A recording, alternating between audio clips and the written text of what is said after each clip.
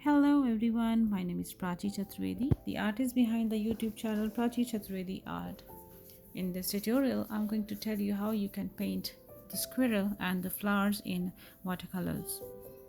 To begin with, I want to tell you that before you start painting in watercolors, you need to erase the extra graphite marks on your paper, which is meant for watercolor painting, because these graphite marks are going to leave the extra marks which are not required. At least in my drawing, I didn't want that to appear brighter and darker than the paint. So as the base color, I've taken the light green color, added with the water. So that's the base color for the petals I'm drawing. And then I've taken the darker shade I had. Make sure when you darken the green, it should be in the center, and you do not need to forget to blend in with the lighter shade you have already added as a base layer. It should merge very well. You can add the darker shade as if you want more center part to be dark. For the stem of this flower, the bunch of flowers, I've taken yellow ochre.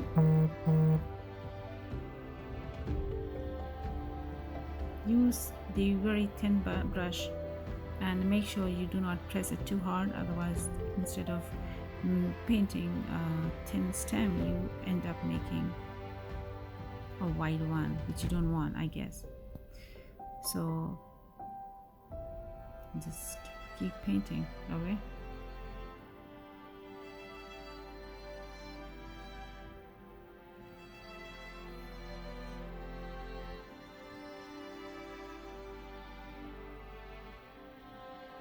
Now, after using the yellow ochre, I have taken a dark brown color, but I kept that one thing in mind, that my dark brown color has not overshadowed the lighter shade of yellow ochre. It's only on one side.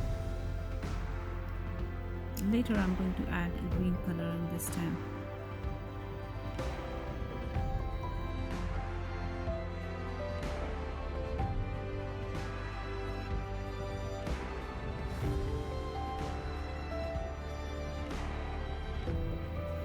Now do not forget to make some thin lines to show the nerves of the petals you're making. I had not added a lot of water in this dark color. Now you can see the look quite bright as compared to the lighter shade beneath that green shade.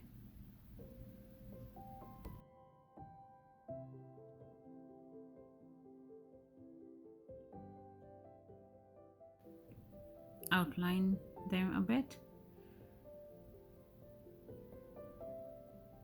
so that the color pops very well.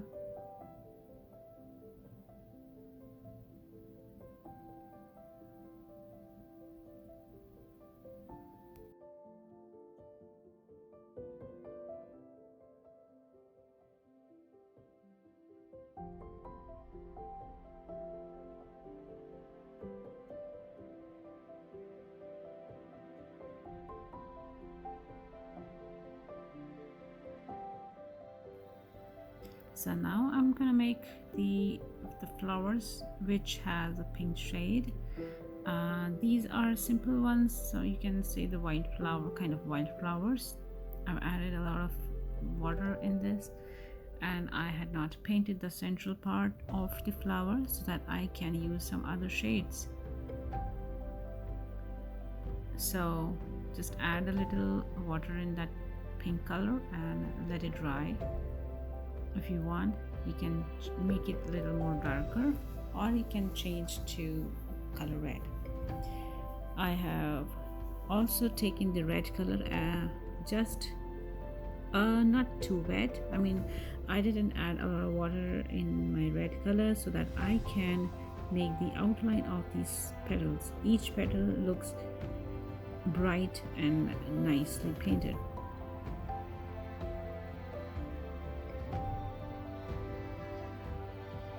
Take some yellow for the central part.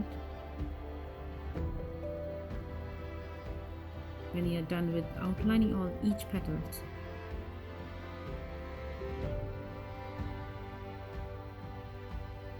so just take the very thin brush or any brush you have, not too wide. Make sure you take a yellow, let it dry, because if you do not wait a lot, you may blend the darker shade of dark brown or black if you have taken. For the central part of the flower, for the leaves, the long leaves, I have taken the yellow ochre again, and my first layer for these green leaves, which you can see is in yellow ochre. Till it gets dry, I'm painting the flowers, which is in purple color. I had just taken blue and red to give it a shade of purple I wanted to have on my flowers, and I'm waiting for the flowers to get dry so that I can add another layer on them. Make sure the base layer here should be light purple so that you can add the brighter and the darker shade of purple on it. If you have added a lot of water and you think it's too much, you can use a dry brush and absorb the water through your brush. So for drying the extra paint, I had used a dry brush. Now take another shade of dark green, which is bright, and use it on one of the sides of the leaves.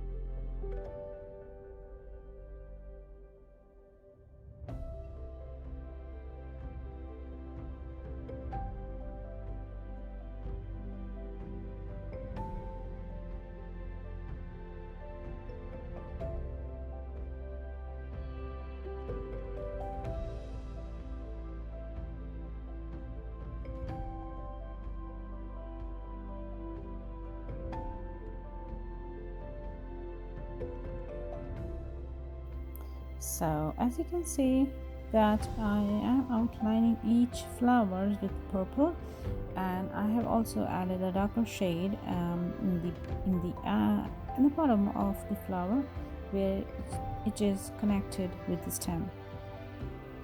The outline pops the color and gives it a beautiful look. Make sure you do the same thing same thing with each of the flowers you have painted. Now take the other shade of green and darken the sides. Do not cover the whole entire part which is painted in yellow ochre to show the different shade in each leaf. And when it's all dry, you can add another layer of dark green to show the twisted part more prominently.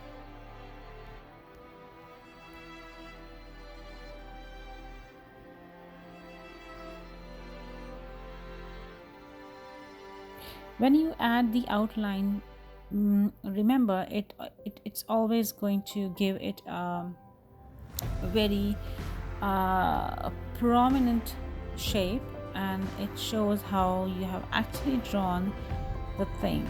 So here I have also outlined all these three petals at the top of the each twig, you can see, which has purple color, and when you make an outline it looks so beautiful. Now I have also added Prussian blue.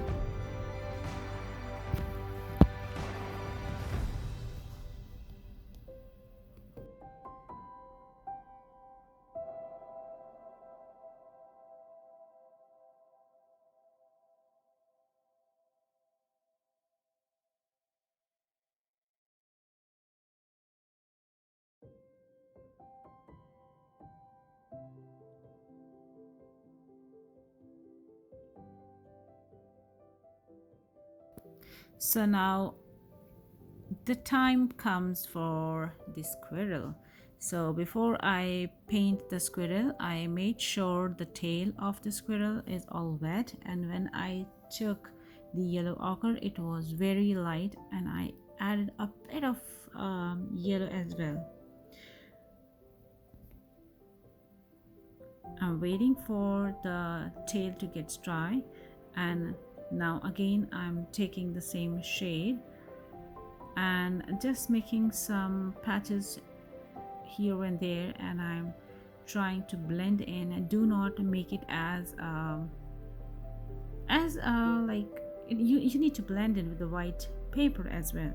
So do not leave the line, because when the color dries it leaves a line, it leaves a mark to show that okay, here was the paint and here it wasn't painted. So do not leave it as it is. Try to merge it, add a little water, and dry the extra paint, and or lift the extra paint through your brush. So add some paint as required under the nose, at the top of it, on the face where you see the arms.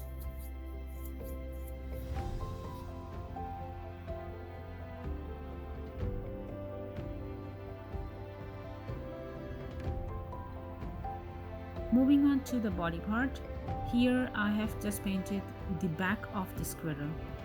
Do not forget to blend in like I added, and just try to blend in to avoid leaving the marks. Darken a bit if you need, and merge again. Repeat.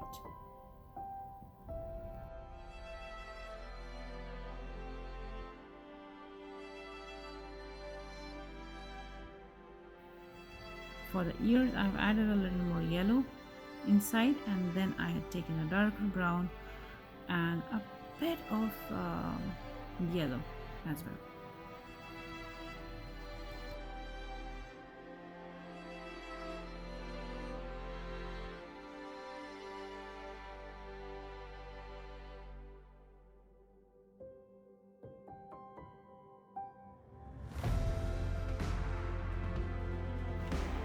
Be very careful when you make the strokes, because as you can see, as you know, that the squirrels do have a furry tail, and the fur and the whiskers are not the whiskers, the hair is all over the body. So now just to give the shade, you need to add a little bit of black along with a lot of water to give it a gray shade wherever required. Make sure to show the body, it shouldn't look flat, so you need to keep that in mind, where the body is having a shadow, where it's fleshy and where it's not, to leave some part just white. Do not cover it all with some kind of color. Make sure the ears look dark, the outer circle, the outer area of the earlobe should look more darker. Here I forgot to make the another ear, so I'm just trying to make it directly with the paint. So you need a darker shade. When you think your paint is dry, make sure it is dry. And now I'm painting the legs. Use a very thin brush, because you do not want the fingers and the legs to merge with the body. It is supposed to be dark because it has a shadow of the body.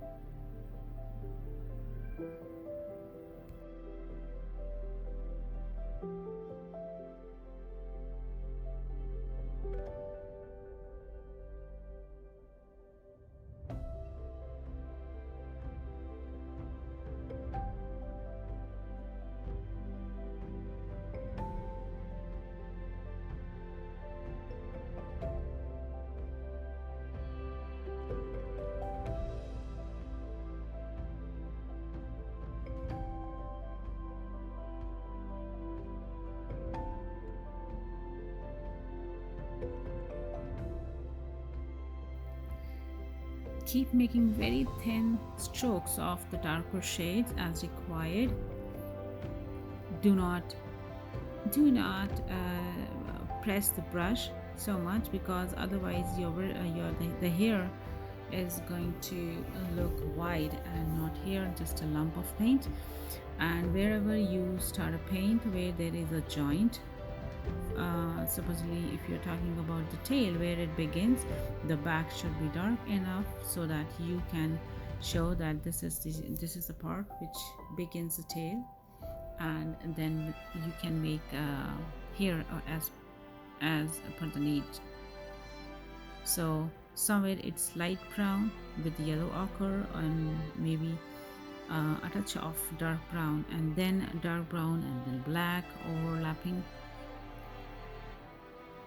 So wherever you have the dark color as the base layer, you need to have darker than that to paint the hair. Please ignore my hair, which you can see in the screen. I was just trying to go too close to my drawing because I was focusing so much I forgot that my own hair is coming in front of the camera. So I'm sorry for that. Make sure all over the body has hair. Paint according to the base layer. If the base layer is light, you have to take 1 or 2 darker shade of for painting hair.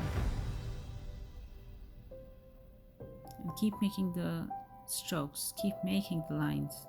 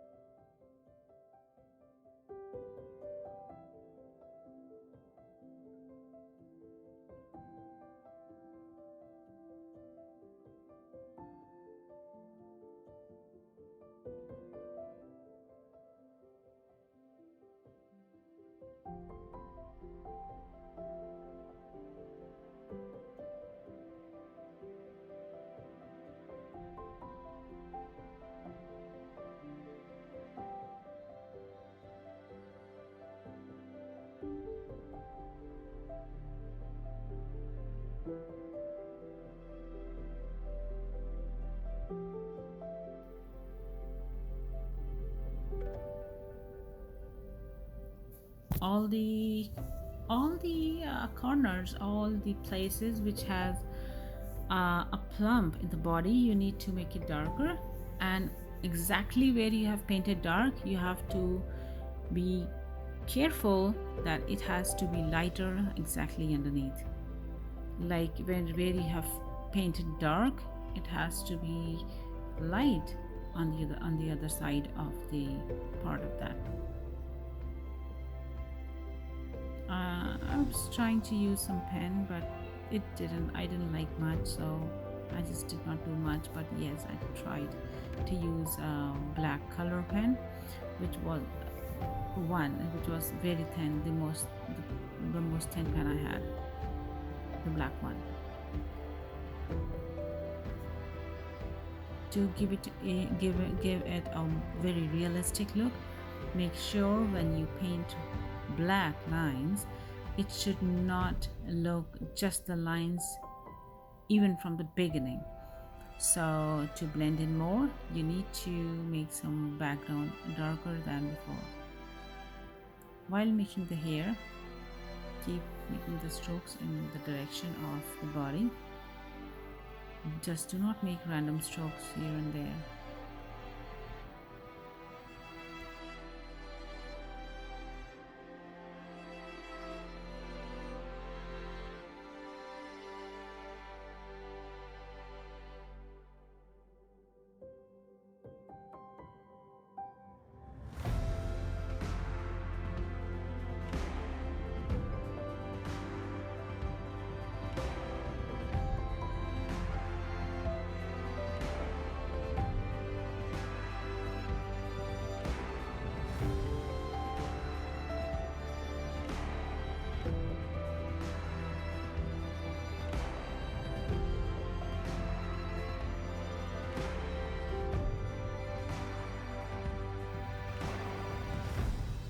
Keep adjusting the skin tone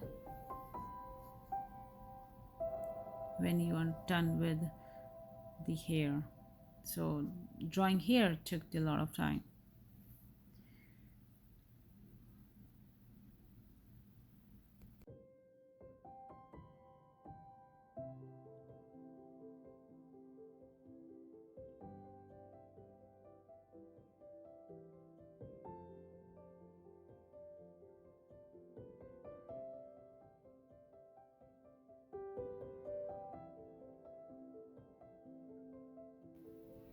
So now, as you can see, I've taken the darker shade and I'm not making hair. I'm trying to cover the gap and darkening the shade beneath the hairlines, the lines and the lines, I mean, to make the hair. So I'm painting underneath. So that's how it's not actually blending all the stripes I have made for hair, but it's giving the base layer a darker shade. Make sure underline the hair and the fingers.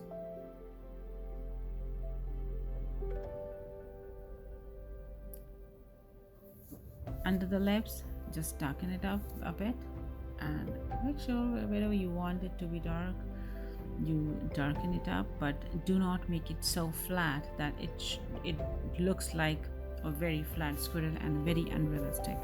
So here it is. It looks beautiful along with the flowers, and it looks like the squirrel is sitting next to the flowers, which I'm going to use for my greeting card, which you can see in the next slide.